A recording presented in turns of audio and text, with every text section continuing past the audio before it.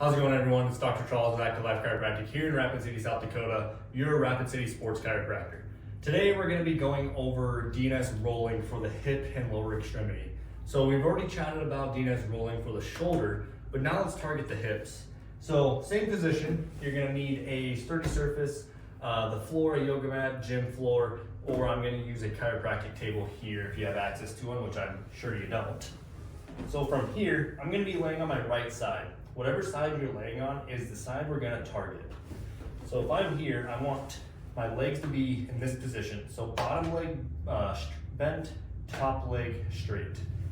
The shoulder doesn't really matter, you just don't wanna be kind of crunched up in a position. It can just hang out here, hang out in space. So as we get started here, I'm gonna have you just start breathing into the belly.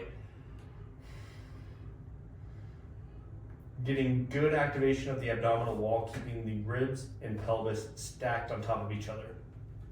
Imagine if there's a bug underneath your lower knee. You want to smash that bug against the table, keeping contact with the whole lateral thigh as well as the knee specifically.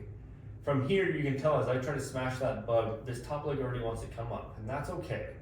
So now we're gonna initiate the roll. When I mean roll, we're gonna roll through this bottom hip joint. So we're gonna open up like a book, and then we're gonna roll forward, pushing that leg in, and then pushing down this bottom leg as we open up the hips. You can do this position here. One thing I like to do too is if you're having a hard time and this knee comes up, put an exercise band under this leg to keep that mind and muscle connection to smash that bug, keep that leg down. And as you see, I'm rotating with the upper body trunk as well as the lower extremity. We don't want just this motion here of the hip opening. We want everything to stay stacked and in alignment. So you can do this for a handful of repetitions. Progressions of this would be coming through here and then uprighting into a side bridge, but that's another video. So that's DNS rolling for the hip.